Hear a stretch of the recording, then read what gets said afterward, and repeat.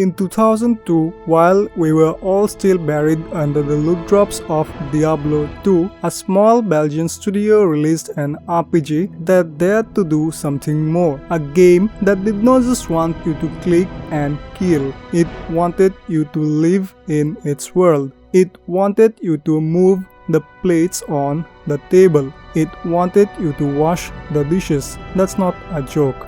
The studio's name, Larian Studios. The game's name, Divine Divinity. And if you think you know Larian because of Divinity Original Sin 2 or Baldur's Gate 3, you are about to find out they have been doing the genre-defining thing since before most of us knew they existed. In this video, we will talk about Larian's forgotten RPG masterpiece, Divine Divinity. By 2002, ARPGs had a reputation. Endless monster mobs, loot piñatas, and just enough story to get you to the next fight. Then, Divine Divinity drops. An open world more interactive than most RPGs would dare attempt at the time, and a sense of humor that could break the fourth wall before Deadpool made it cool. The press looked at it, squinted, and said, "Oh, another Diablo clone." And because Larian was not Larian yet, most people never gave it a chance. That was the mistake. In Divine Divinity, you play as the Chosen One, destined to stop the path of the Lord of Chaos. Sounds cliché, right? Well, here's the catch.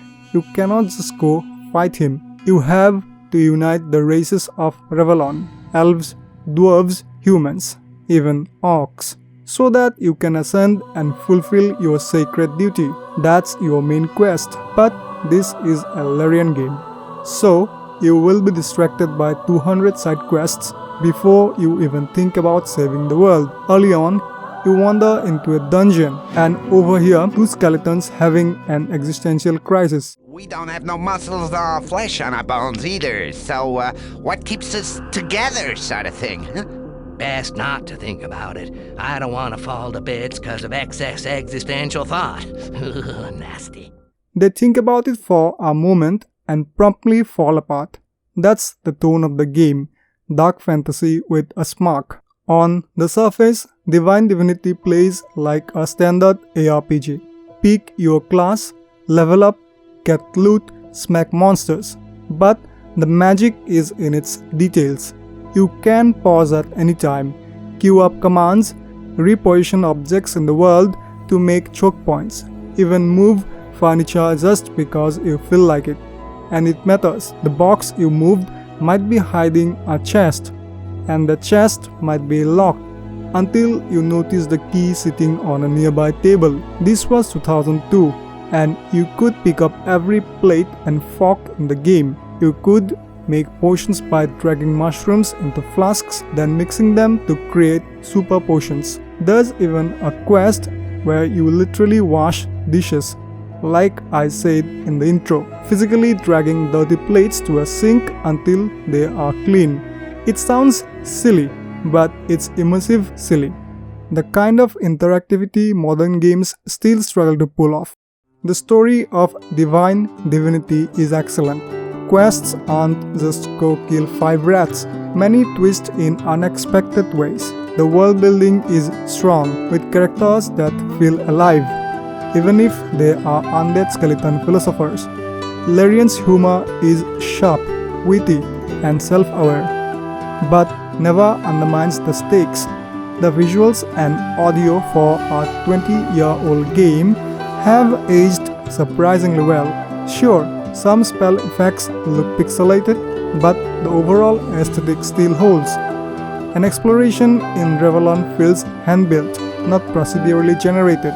Every area has a purpose. I know you have been waiting to hear the bad part. The game cannot be so perfect, right? Well, yes, there's no respect system, so if you pick the wrong skill, too bad. The game crashes and sometimes corrupts saves, so save often and make backups.